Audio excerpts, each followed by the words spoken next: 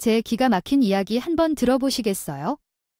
정말 세상에 사람이 앞과 뒤가 다르다고 하더니 이런 일이 제 눈앞에서 펼쳐질 거라고는 생각도 못했어요. 지금 생각해도 기가 막혀서 웃음이 터져나올 것 같은데요.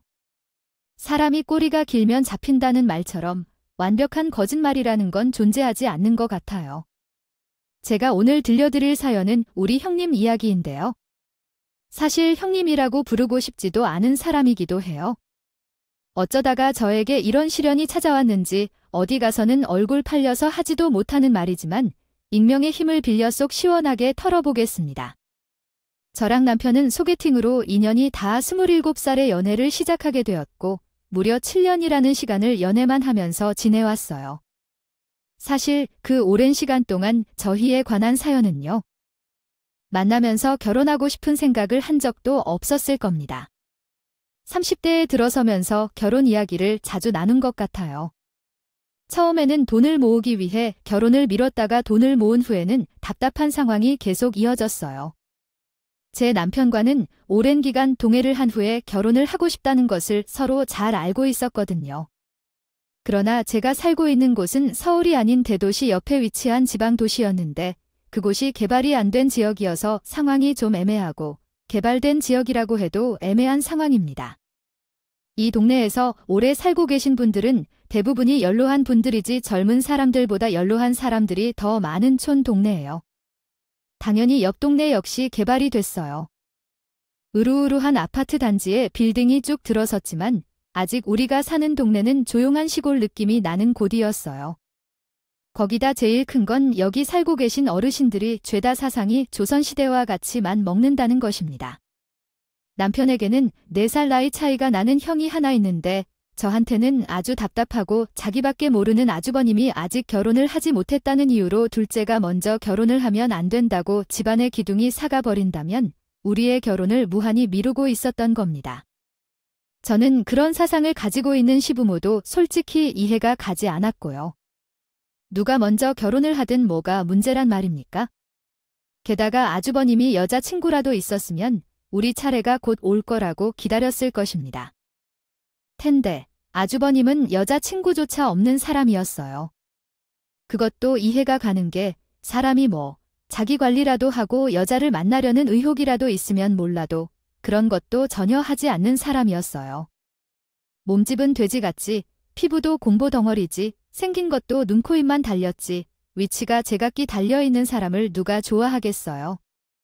옷이라도 멀끔하게 입던가 큼큼한 냄새 나는 옷을 일주일 내내 돌려 입는데 진짜 우리 남편이랑 달라도 너무 다른 사람이었죠. 게다가 나이까지 40이 가까워져 오는 사람을 도대체 어느 누가 결혼하겠다고 냉큼 발을 들이밀게. 동네 사람들까지도 선자리 주선 한 번을 안 해주시더라고요. 제가 너무 아주버님 흉만 보는 것 같다는 생각이 들긴 하지만 하루 종일 흉을 보라고 해도 시간이 모자랄 만큼 이야기할 내용이 많아요. 아주버님은 딱히 직업이 없는 사람이었고 시댁에서 축산업을 하시면서 농장을 운영하고 계셨는데 거기서는 소식이나 주변 소식을 보는 것이 일상이셨어요. 일을 시키거나 하라고 해도 제대로 할 줄 아는 게 없었고 시댁 재산이 조금은 있었기에 그 돈으로 생활을 유지했죠. 문제는 시어머니가 우리 아들이 흠을 내면 안 된다며 아주버님께 돈을 계속해서 지원해 주셨다는 겁니다. 따뜻하게 혼을 내어 정신을 차리게 만들어도 우리 아들은 최고라고 하기만 하니까 아주버님은 정신을 차리기가 어려우셨겠죠. 이렇게 살아도 되는 걸까? 내 인생을 빨리 빨아야겠다는 생각으로 답 없이 살아가는 사람이었어요. 결국 결론은 더는 널 기다리다 보면 제 인생까지 낭비할 수 없다는 생각이 들었어요. 그래서 남편을 붙잡고 진지하게 말을 했죠. 이렇게 가다간 이도저도 아닌 상태로 나이만 먹고 결혼도 못하고 그럴 것 같아요. 이 정도에서 나를 정말 생각한다면 헤어지는 게 좋겠어요. 언제까지 그런 답도 없는 아주버님이 결혼하길 기다리면서 시간만 버리고 있어야 되겠죠. 나도 답답해. 집에서는 계속 먼저 결혼을 해야겠다고 이야기하고 있지만 우리 부모님께서 완강하게 버티고 계시니까 어쩔 도리가 없어요. 이번이 마지막이라고 생각하고 나도 집에 다시 한번 말해볼 거예요. 이번에도 결혼은 안 된다. 첫째가 먼저 장가에 가야 한다면 우리는 그냥 헤어지는 걸로 하자고요. 나도 3명을 찾아서 결혼해야지. 벌써 7년째 나이만 먹어가니까 우리 집에서도 걱정이 이만저만이 아니에요. 헤어지겠다는 말을 입 밖으로 내자 시댁에서도 발등에 불이 났는지 둘째 아들도 결혼 못하게 될까 봐 그제서야 부랴부랴 결혼하라고 말하시더라고요. 상부터 시작하면서 일단 나를 잡고 천천히 생각해보자고 하는데 그 말도 이상하게 불안하게 느껴졌어요. 저희 집에서도 솔직히 말하면 저를 너무 오랜 시간 붙잡고만 있었기 때문에 시댁에 대한 불만이 꽤 많으셨어요. 만약 제가 헤어지겠다는 말을 하지 않았다면 이렇게 된 일도 없었을 테니까요. 아이들이 그래도 오랜 시간을 잘 만나고 버텨주어서 이렇게 결혼까지 하게 되었네요. 시기가 늦은 감도 없지 않지만 모쪼록 잘 먹고 잘 살면 되겠지요. 투자 아들이 먼저 결혼을 해서 조상님 보기에 송구스럽지만 그래도 둘이 좋다고 생각해요. 하니 결혼을 하는 게 맞겠죠? 이미 홍기가 꽉 찬 나이인데 당연한 일 아니겠나요? 저는 사실 몇 년 더 일찍 결혼을 할 거라고 생각했습니다만 시대가 많이 바뀌었지만 그래도 형이 더 카의 미혼으로 버티고 있는데 둘째가 먼저 결혼을 한다는 게 마음에 걸립니다. 하지만 사돈댁에서도 그렇고 자꾸 결혼을 빨리 시키자고 하시니까 저희가 양보하는 겁니다. 시어머니의 그런 뻔뻔한 태도에 저희 친정에서도 당연히 기가 막혀 하셨지만 남편의 됨됨이 보고 결혼을 시키기로 결정하셨어요. 고로 그 나이에 제가 언제 또 새로운 사람을 만나서 언제 또 연애를 하고 결혼 준비를 할지 구간이 명확하라는 말도 있고요. 상견례를 마치고 10월에 결혼할 예정입니다. 결정을 한 후 천천히 준비를 시작했는데 시댁에서는 저희 결혼 날짜를 잡은 이후부터 계속 궁시렁거려서 너무 듣기 싫었어요. 저와 시선만 마주치면 한숨부터 내며 시작을 하셨는데 새로운 출발을 앞둔 사람에게 초조한 기분이 들었거든요. 이후 아무리 둘이 오래 만나고 하루빨리 살림을 차리고 싶다고 하지만 첫째 아들이 아직 장가를 못 간다는 것이 마음에 걸리더라고요. 결혼해도 당연히 순서가 있는 법인데 말이죠. 첫째가 있어야 했던 거예요. 아주버님 여자친구도 없으시고 당장 저희가 미뤄도 결혼하실 생각이 없는 것 같잖아요. 저희는 무려 7년이나 만났어요. 7년 동안 아주버님이 누구를 만난다는 소리를 들은 적도 없었거든요. 결혼은 목미. 말이지, 눈만 맞으면 한 달에나 할 수 있는 게 아니겠니? 우리 아들이 아직 운명의 상대를 만나지 못해서 그런 거야? 기다리면 다 재속이 있는 법이잖아. 그걸 기다려주지 못하고 냉철하게 결혼을 하겠다니 뭐가 그렇게 급하냐고. 어머님, 결혼 날짜를 잡았는데 왜 그렇게 볼멘 소리를 하시나요? 정작 아버님은 아무 생각도 없으신데 자꾸 그러시면 우리는 서운해요. 뭐, 너희가 서운하고 그런 소리를 하고 있는 건가? 아이고, 내 가슴이 터질 것 같으니까 하는 거지. 그러면서 볼 때마다 한숨만 쉬게 돼요. 나도 점점 짜증이 나는데 여기서 놀라운 건 우리가 10월에 결혼하기로 했는데 갑자기 시댁에서 8월에 결혼한다는 소식을 알려주듯이 부친님이 결사를 한다는 거야. 시어머니가 했다는 겁니다. 신이 나서 이야기를 하는데 만나는 여자도 없던 아주버님이 어떤 여자가 생겨서 결혼을 하게 되었죠. 아니 갑자기 아주버님이 결혼을 하신다고요? 그것도 지금이 6월인데 8월 달에 저희도 아직 준비할 게 많은데 2달 만에 어떻게 다 하시려고요? 식만 올리면 됐지 준비할 게 뭐가 있다고 그래요? 너희가 유면서 준비하는 거다. 대충 사진관에서 사진 찍고 식장 잡으면 되지. 정첩장이니 뭐니 공장에서 어차피 다 찍어내는 건데 뭐가 그렇게 오래 걸려? 갑작스럽게 결혼을 하신다고 하니까 황당해서 그렇죠. 그나저나 결혼하실 분, 그러니까 제 형님이 되실 분은 누구신데요? 이 동네에 살던 사람이에요. 아니면 뭐 선봐서 만난 거예요? 근데 아주버님 진짜요? 대단하시네요. 어떻게 바로 결혼을 생각하셨는지요? 결혼을 안 하고 패기를 가지는 건가요? 나이가 무척이 오른다 해도 형님들 사람이니까 잘 모셔서 살아야 한다는 건 알겠지요. 아무리 나이가 많아도 일이라는 게 집안에 있는 법이니까 어머니께서도 알아주실 거예요. 그나저나 얼마나 나이가 많아야 어머님께서 그런 얘기를 다 하신다고 생각하세요? 아니, 막 20살이 되고 그런 게 아니라고요. 띠동갑 넘게 차가운 사람도 있고 맞아요. 설마요, 그 사람이 몇 살이라고 하더라? 26살이 나살이나 베트남에서 온 처녀라는 걸 한국말이 서툴다는 게 흠이 될 만큼이죠. 하지만 생긴 건 좋으신가 봐요. 골반도 정말 크고 장남으로 대를 이을 수 있는 데는 전혀 문제 없을 거라 생각되시는 거죠. 그 아이는 정말 딱 맞길래 말이에요. 뭐라고요? 베트남에서 처녀를 데리고 왔다고요? 그건 국제결혼을 홍보하는 곳에서 들은 얘긴가요? 엄마, 그건 불법이 아닌가요? 우리는 형수님을 외국인으로 맞이해야 한다는 건가요? 아, 그것도 새빨간 어린 여자를 데리고 와? 진짜 상상조차도 어렵네요. 너 생각 좀 해봐. 동네 처녀들은 다 시집가고 없는데 그럼 내 형방을 어디서 찾냐고? 외국에서도 찾아와야겠네요. 너희들은 너무하다. 이런 노력도 하나도 안 하고 사랑스러운 김씨네 며느리한테 아름답게 물어봐서 이렇게 자리까지 마련해서 결혼을 시키겠다는 거네요. 김씨 부모님 집도 베트남 며느리니까요. 그럼 뭐 같은 업체에서 지금 연주를 받아서 사람을 데리고 오는 거라고 하시는 건가요? 돈을 주고. 아이고, 조용히 해. 누가 보면 내가 사람 하나 사는 줄 알겠다. 그저 소개비만 주고 바꾸는 거지? 요즘은 그 선까지 마련하려 해도 다 돈을 주고 해야 한다고요. 바고하는 거야 예전부터 선자리에서 잘 되면 선물 하나 사주고 하는 게가 다 이렇게 변형이 된 거 아니겠니?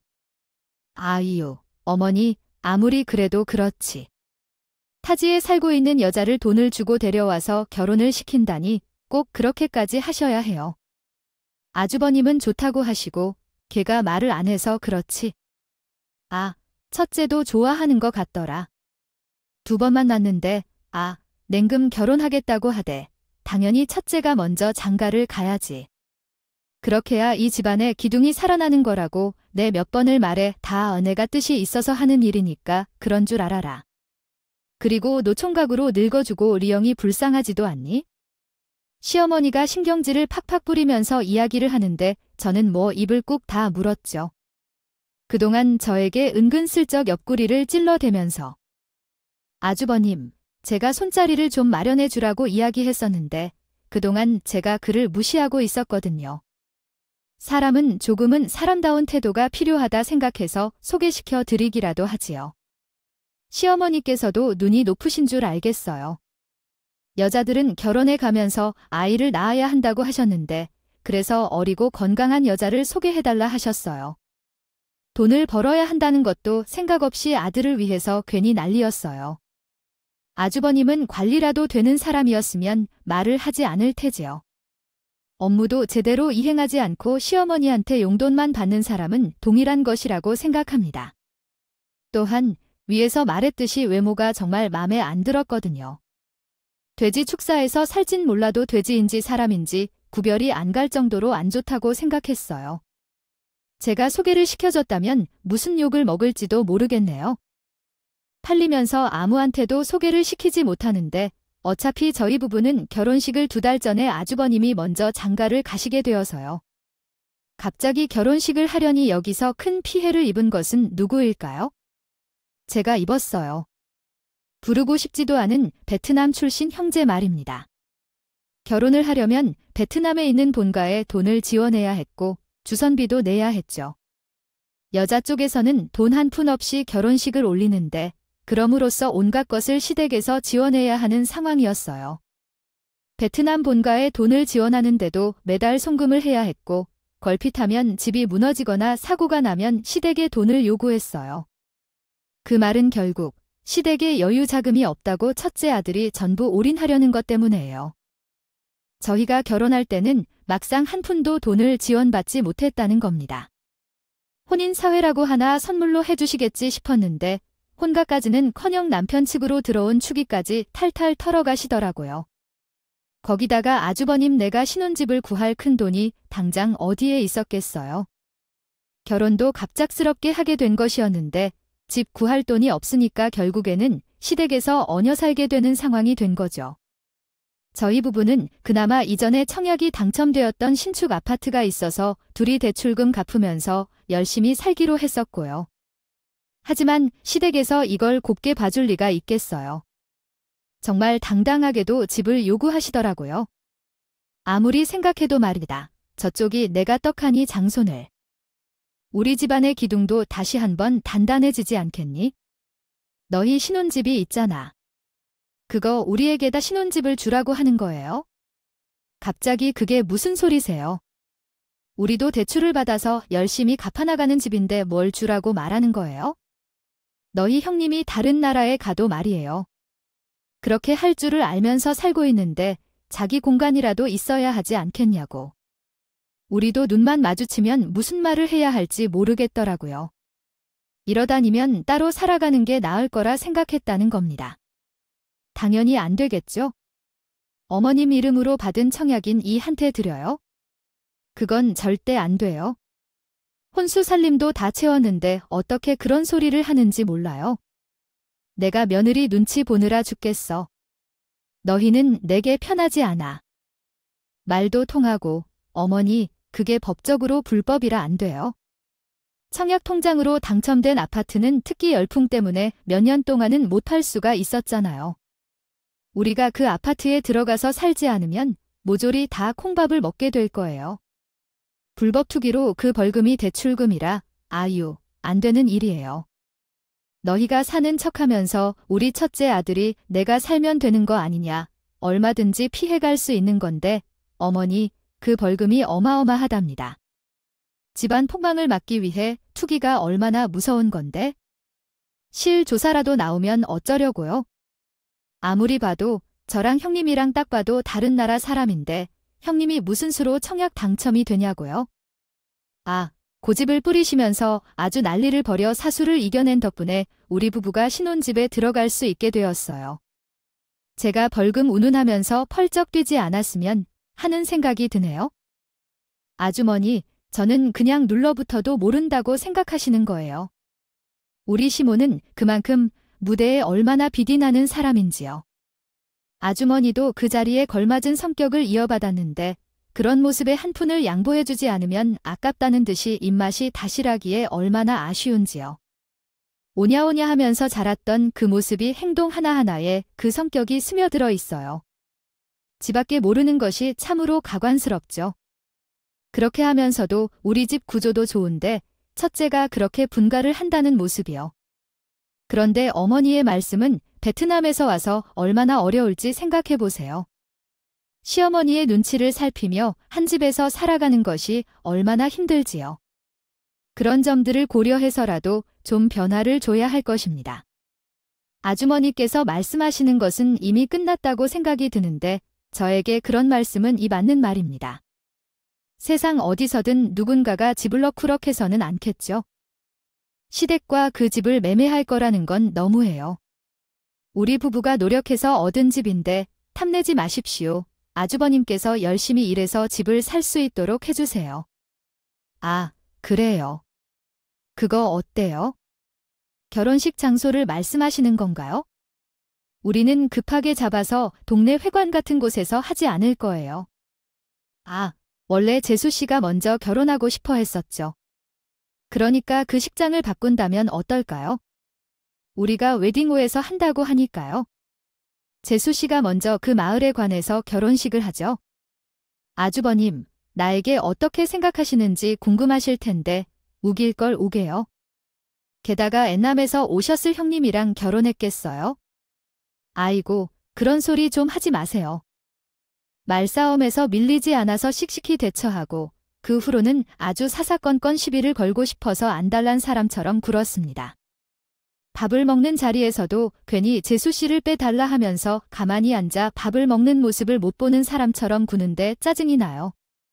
게다가 툭하면 결혼 선물 뭐 해줄 거냐고 묻는데 우리 결혼 선물은 생각도 안 하는 사람이 이거 해달라, 저거 해달라 허영심만 잔뜩 피우는 것 같아요. 시어머니가 얼마나 육아를 개떡같이 했는지를 깊이 깨달았어요. 첫째 아들에 대한 지원을 아끼지 않았던 시댁이 아주버님이 그렇게 개차반으로 만든 것 아닐까 싶네요. 정말 어이가 없어서 어쨌든 저는 모든 것을 사수하며 낼 준비를 해왔고 8월에는 아주버님이 결혼식을 올리시기로 했고 저는 10월에 결혼을 앞두고 있습니다. 그 사이에 민족 대명절인 추석이 있었고 저는 결혼을 코앞에 둔 이유로 시댁을 찾아갔습니다. 다행히도 아주버님께서 결혼을 하셨다는 이야기를 듣고 형님은 이미 시댁에 살고 계셨기에 명절 때 베트남에 갈 수 없을 것이라 생각했습니다. 저는 아직 결혼 전이라 조금 뻔뻔하게도 굴고자 해서 집안일을 하기 싫어 시댁을 저녁 시간에 방문했습니다. 어머님, 우리 왔어요. 명절이라 선물을 조금 가져왔는데 이건 고기라서 냉장고에 넣어야 해요. 아이고, 왜 이제 오냐? 명절 저녁에야 나타나는 며느리가 어디에 있는지. 내가 얼마나 앓는 소리를 했는지 모르겠다. 하루가 길어져도 길어. 너는 너무 늦었어. 아이고, 억지야. 허리야, 빨리 와서 좀. 어머니가 알리는 소리를 듣다가 내게 앞치마를 확 휘두르며 집안일을 하라는 거겠지라고 말하더니 나는 어색한 상황이라 생각했습니다. 식당에 들어가기 전까지 사람 이름조차 모르는데 벌써 시집살이를 시키려는 것인가 싶어 민망하게 받아들이고 조용히 서 있으니 시어머니는 한숨부터 내며 너는 정말로 둘째 며느리가 그리웠던 걸 몰랐구나. 첫째 며느리, 너는 한국말 하나도 할 줄 모르는 그 인간을 일부러 저렇게 굴리는 게 뭔지 모르겠다며 계속해서 나를 쳐다보시는데 나는 홀로 많은 음식을 다 해내느라 죽을 것 같았습니다.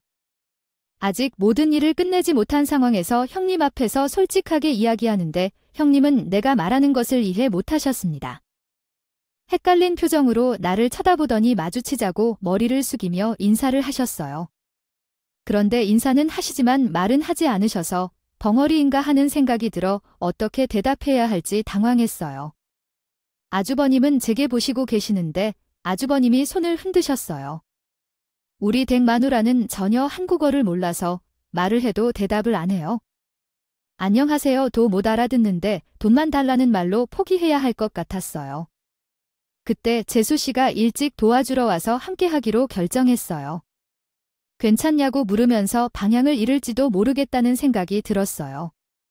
한국에 시집와서 본가에서 돈까지 받으면서도 한국어를 배우지 않으면서 달마다 집에 보내는 돈을 송금하는 날만 있더라니요. 시어머니에게 가서는 돈을 달라는 말이 끊임없이 반복된다는 얘기예요. 마치 앵무새처럼 귀에 대고 그렇게 계속해서 말한다는데 시어머니는 아주 귀가 무겁다고 하셨어요. 그래서 며느리와 하루 종일 같이 있어야 하니 답답해서 죽을 것 같아요. 지금까지 하나도 시켜본 적이 없어요. 게다가 시댁에 돈 한 푼도 내지 않고 용돈만 받아가면서 얹어 살고 있다 보니 적어도 눈치라도 있어야 한다고 생각해요. 처음에는 시어머니가 우리 첫째 아들이랑 결혼한 여자라고 해서 치맛자락을 바른 기세로 엄청 예뻐했다고 하셨어요. 그러니까 첫째 아들에게 행해준 것처럼 형님도 좋은 시어머니로 존중해 주시려는 거예요? 형님이 대단하시다 보니 시어머니가 그런 대우를 하자 자기도 똑같이 잘해보려는 것 아니겠어요. 그런데요. 그러다가 지덕지덕 요구하는데 방관해버리면 할 수밖에 없잖아요. 어머니는 시어머니한테 하나하나 다 해달라고 하더라는 겁니다. 아휴, 답답해. 내가 아주 싹을 잘못 귀를 들렸지? 아이고, 글쎄 어제는 밥을 먹는데 나한테 요요 물컵을 툭툭 내리치더라고 해서 물 떠달라는 소리라더라. 그래서 가만히 치는 앉아있고 나를 보고 주방으로 가서 물 떠오라는 게 아닌 것 같아. 나 참, 기가 막혀서 아주 내가 상전을 모시고 산다. 상전을 모시고 살아. 아니, 한 달 만에 이렇게 해나 사람이 완벽하게 적응할 수 있는 건지 생긴 건 나름 순진하게 생겨서는 속이 시커먼 상황이었어요. 저야 뭐 같이 사는 것도 아니고 부딪힐 일도 없어서 그러려니 하면서 넘어갔지만 제가 하는 일은 학원에서 수학을 가르치고 있었거든요. 그런데 시어머니가 저한테 그러더라고 하시더니 예. 내가 또 학원 선생 아니야? 과목은 다르다지만 답답해서 죽을 지경이니까 나보다 선생이 내가 나을 것 같지? 첫째한테 한글 좀 책임지고 가르쳐라. 막막했지만 어느 정도 말은 해야겠구나 싶어서 주말에 학원 쉬는데 시댁에 가서 형님을 붙잡고 한글을 가르치기 시작했어. 그러나 배울 의지가 있어야 공부가 되는 건데 형님은 잿밥에만 관심이 있는 것 같아. 붙잡고 가르쳐도 등은 둥 마는 둥 딴짓만 하더라고. 나는 공부 못해서 아주 끊어서 말을 하는데 발음은 얼마나 굴러야 하는지, 한국어 말인지 베트남어 말인지 알 수가 없었어. 그래도 시어머니가 불을 켜고 나를 지켜보니 오기로 가르쳤는데 가나다라 마바사 하는데 글쎄 2주일이 넘게 걸렸어. 요즘은 유치원생을 가르치는데 붙잡고 가르쳐도 그만큼의 시간이 걸리진 않아요.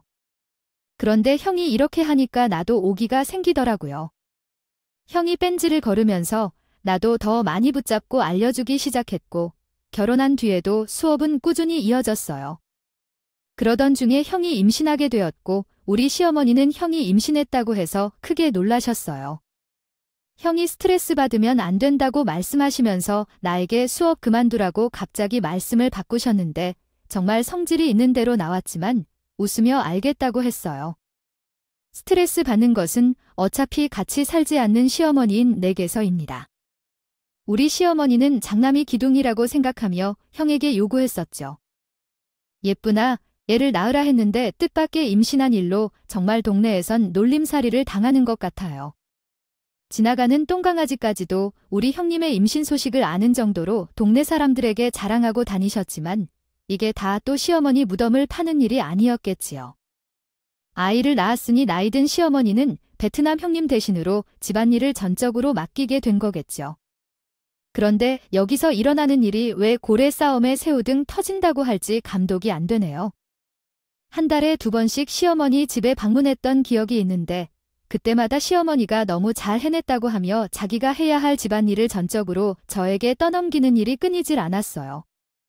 제가 혼자 피를 흘리는 것 같고 어중간하고 힘들었어요. 정말 이게 무슨 짓인가 싶었죠. 그래서 우울한 마음에 남편에게 시어머니 집에 갈 의사가 없다고 말했습니다. 제가 시어머니를 찾아가지 않아서 시어머니가 어떡하겠어요? 갑자기 늘어난 살림까지 신경 쓰기 힘들어서 2손 2발 다 들고 베트남 형님이 출산을 하자마자 장손 나왔겠다. 집안일을 시키기 시작했죠. 분명 시어머니가 저한테 형님이 스트레스를 받으니까 한국말 그만 가르치라고 해놓고 하도 형님이 뺀질거리니까 저에게 화풀이를 하시는 겁니다. 너는 학원 선생이라는 게 도대체 뭘 가르친 거야? 아, 쟤는 한국말이 하나도 늘어난 게 없어. 어쩜 이렇게 하나하나 알려도 뒤돌아서면 까먹네. 아무래도 우리 손주의 지능이 의심이 된다. 하치에이, 머리가 나빠서 우리 손주도 머리가 나쁘게 태어나는 거 아니냐. 저보다 나이도 한참 어린 형님은 그런 말을 듣고도 아무렇지 않는 건지 진짜 못 알아들은 건지 손톱만 만지자 거리고 있고요. 아주. 양쪽에서 스트레스를 받다 보니 아무것도 생각하지 말고 때려치자 마음을 먹었어요. 어머님 그냥 형님이랑 손짓 발짓하면서 소통하세요. 아무리 그래도 어떻게 해야 할까 형님은 이렇게 배우기 의지가 없고 어머님은 눈높이가 높으시니까 그렇게 시간이 흘렀는데 형님이도 눈치를 살피기 시작한 건지 뭐지 한국말을 조금씩 시작하더라고요. 시어머니가 계속해서 알아듣든 못 알아듣든 잔소리를 하고 요구를 하니까 알게 된 것들이 있었을 테죠. 마음에 들지 않아도 따라할 수 있는데 항상 하는 말이 이거야. 어머님 빨리 잘못했어. 물 다듬었어. 어머님 설거지나 손 아프나 봐요. 어머님 청소 여기 더러워. 시어머니 입장에서는 처음에 형님에게 감사했지만 결국에는 자기가 종처럼 다스릴 수 있는 며느리가 올 줄로 생각했겠지요. 알겠는데 상전처럼 떠받들고 사는 입장이 되니까 그 스트레스를 결국 누구에게 풀까요? 축사에 있는 가축에게 풀까요? 끔찍한 아들들에게 풀까요? 저야 저밖에 없는 거죠? 아, 내가 똑바로 행동해야겠지? 인간 좀 잘 구슬러봐서 집안일 좀 하게 만들어봐라. 눈치도 챙기라고 말해주고 말이야. 나는 아주 죽겠다. 죽겠어. 오죽하면 애먹을 분이며 기적이며 전부 내가 사다 바치고 있다니까. 이이구 내 발자국도 일단 형님이랑 가족으로 묶인 사이고 하니까 잘 지내보려고. 형님 외로울까 싶어서 우리 집에 초대를 한 번 했었어요.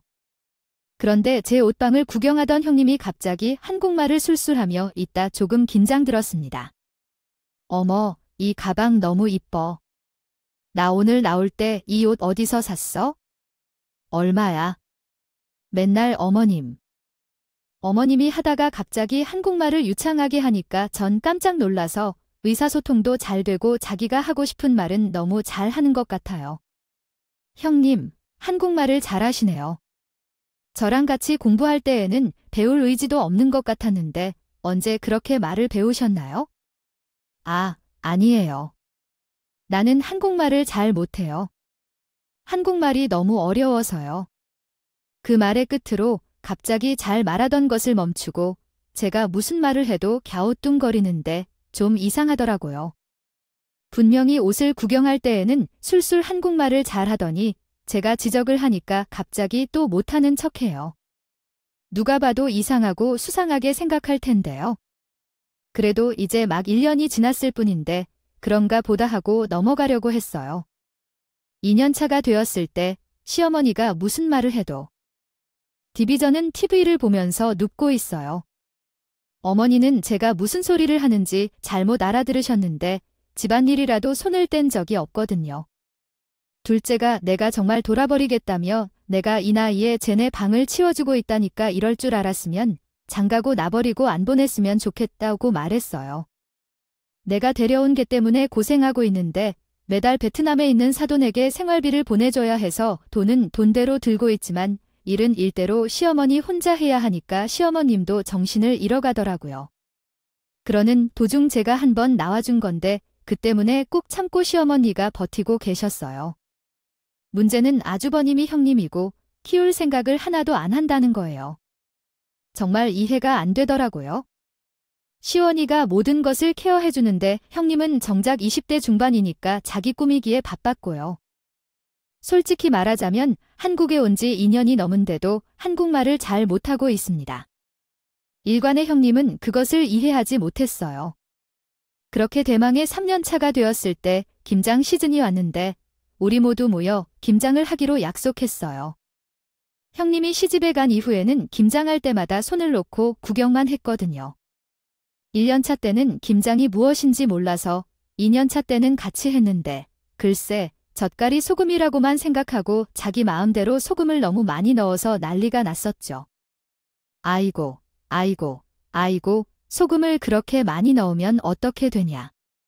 배추가 다 상해갔다라고 했더니 얼마나 넣어야 된다고 알려줬는데 2컵만 넣으라고 했지, 안 했지, 2컵이 뭐야? 어머님, 나 2컵 모르겠어. 어머님이 뭔지 알려줘라며 시어머니는 내 말을 이해하지 못해 울상을 하며 가슴을 쥐고 있었어요. 그때 생각이 나네요. 정말 갑갑합니다. 어쨌든 올해도 김장을 하기로 했는데 시어머니 집으로 배추를 시켜놓고 김치 재료들 몇 가지를 주문해 놨던 것이 배송이 왔다는 문자가 왔어요. 시어머니에게 말했더니 글쎄 축사에 문제가 생겨서 바빠서 정리를 좀 해두라는 연락이 왔어요. 어머님과 형님은 집에 안 계시고 아무리 그래도 그 정도는 정리할 줄 알아요. 학원 중간에 나가야 하는데 걔 지금 베트남 친구지 뭔지 만나러 나갔다. 아휴, 왜 김신의 며느리 있잖아. 알고 보니까 고향 친구라고 하더라. 세상도 참 좁지. 어쨌든 학원은 지금 점심시간 아니니까 잠시 와서 냉장고에만 넣어두고 가야겠어요. 여기가 지방 소도시라고 하면 지방이지. 그래서 국제결혼을 한 노총각들이 심심치 않게 있었어요. 자연스럽게 그들 간의 관계가 형성되었는지 베트남에서 온 시어머니들과 며느리들은 쿵짝이 잘 맞아서 잘 지낸다고 해요. 아무리 그래도 고향 사람은 또 다른 느낌이니까 그런 것이 가능하겠죠.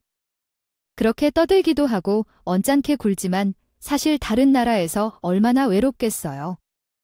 그래서 마음이 짜릿해져서 결국은 제가 정리를 해줘야겠다고 생각했어요. 학원의 점심이 상당히 길어 시엄마 집으로 뛰어가서 물건을 정리하려 했는데 시어머니는 축사에 나가셔서 없었고 형님은 근처 어딘가에 계신 것으로 알고 있었거든요. 오랫동안 주방에서 정리하면서 말소리가 들리지 않았는데 형님이 오셨다고 생각해서 빼꼽을 내미는데 근처에 산다는 베트남 여자와 함께 오셨더라고요. 지금 우리 시엄마는 없어요? 아마 축사에 나가셨을 거예요. 집에 잠깐. 들어오는데 뭐 어때? 기다려봐. 내가 얼른 가지고 올 테니까. 아, 우리 시어머니는 맨날 일을 못 시켜서 안달인데 넌 편해서 좋겠다. 나도 머리 좀 써서 행동을 해야 했는데 이미 늦었지? 아유, 그러니까 애초에 한국말을 못하는 척 했어야지. 잠깐, 여기 어디 있을 텐데. 여기 있다 이거면 충분하지. 나도 몰래 주는 거니까 나중에 갚을게. 당연하지. 근데 너 언제까지 한국말 못하는 척 하려고? 너 한국으로 시집 가려고 한국말 공부 열심히 했잖아. 이런 시댁을 줄 몰랐지? 남편은 돼지우리에 살아도 딱 어울릴 것 같은 놈이고 내가 돈이 아니었으면 절대로 여기 와서 이렇게 안 살지. 그래도 한 가지 다행인 건 축사가 잘 되어 있어서 그런지 돈은 따박따박 벌어서. 그 돈이 최고. 한국 드라마 보고 한국으로 시집 가겠다고 아주 난리법석을 떨었나. 그래도 한국이 좋지. 베트남은 너무 살기가 힘들어 그래서 한국 남자들은 다 드라마에서 나오는 사람처럼 생긴 줄 알았다. 그래서 내가 얼마나 기대를 했는데 아니 생각을 해봐. 못생기고 나이도 많은 돼지 같은 놈이랑 결혼을 했다.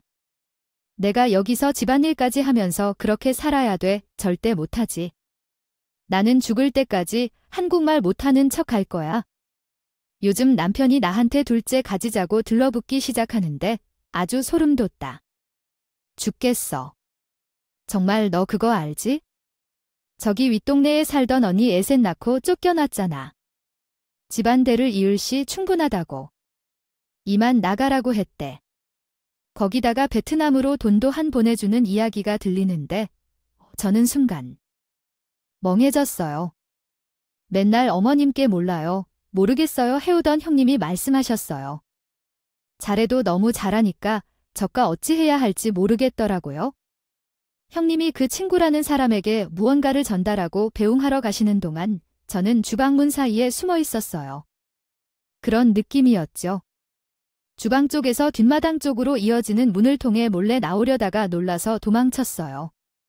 집에 돌아와서 남편에게 들려줬더니 남편도 꿈인 줄 알아듣지 못하셨어요.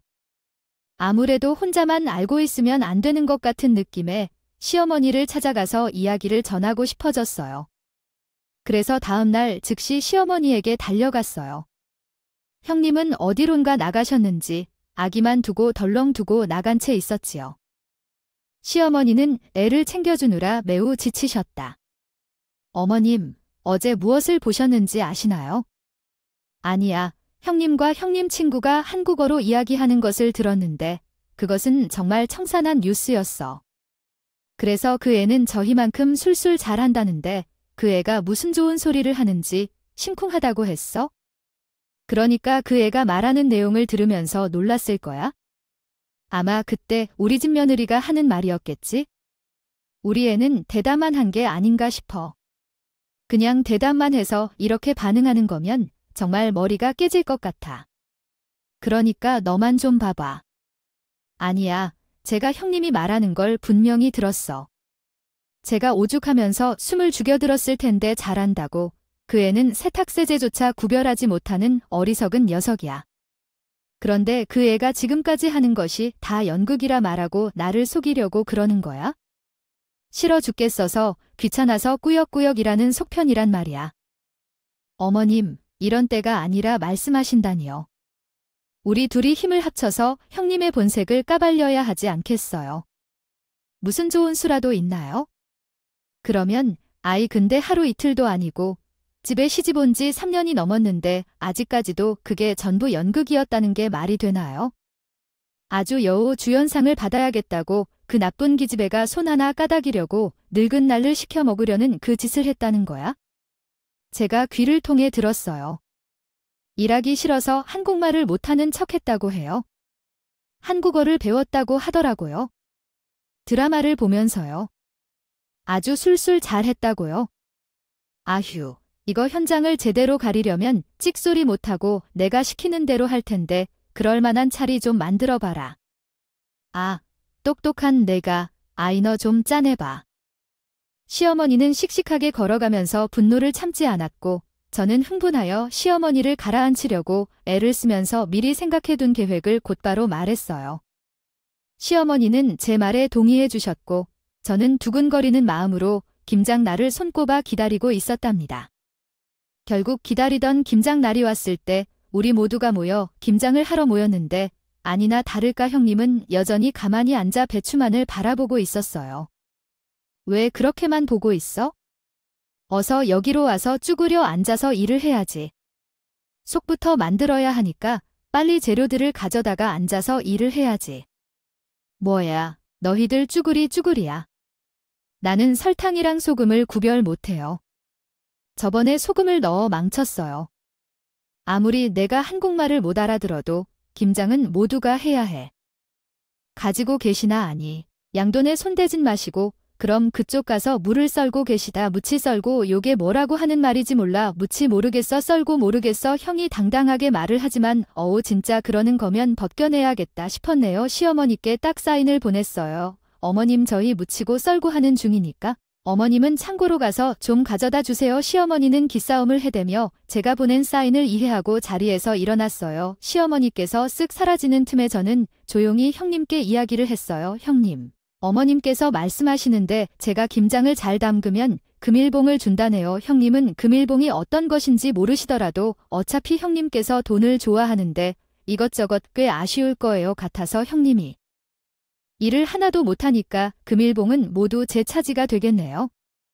어차피 한국말 몰라서 이 말도 못 알아듣겠지만 진짜로 금일봉을 치신다고 했다고. 금일봉을 내가 왜 몰라. 돈인데 당연히 알 것이다.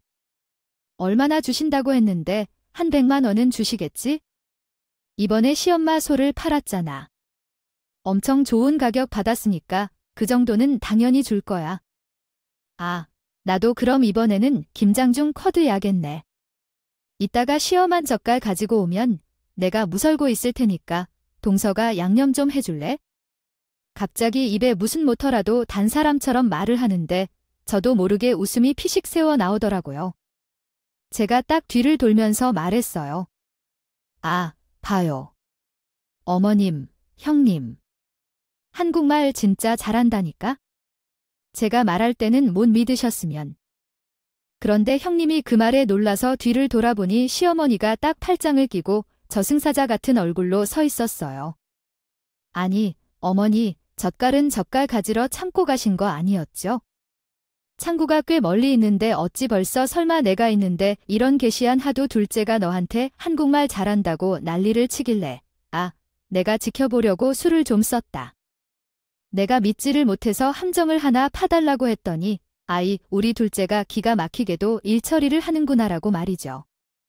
내 눈으로 봐야 믿을 수 있을 것 같아서 말입니다. 아, 그럼 너는 지금까지 집안일 그거 하기 싫어서 나를 속여온 거야. 어머니가 불구락 푸르락 해서 말씀하시는데 형님은 그게 아니라 하며 변명할 거리를 생각해내지 못하는 것 같아 입만 오히려 달싹하고 있더라고요. 시어머니께서 왜 그렇게 화를 내는지 정말 이유가 있나 봅니다. 코를 킁킁거리며 말씀하시더군요. 니네 집에 보내던 100만 원을 30만 원으로 줄여야겠다. 앞집, 뒷집 모두 30만 원만 보내는데 왜 우리 집만 100만 원을 보내냐고 하셨어요. 어머님, 갑자기 그러실 이유가 어디 있나요? 우리 동생들도 공부를 해야 하고 갑자기 생활비를 줄인다면 우리 가족이 다 굶어 죽을지도 몰라요.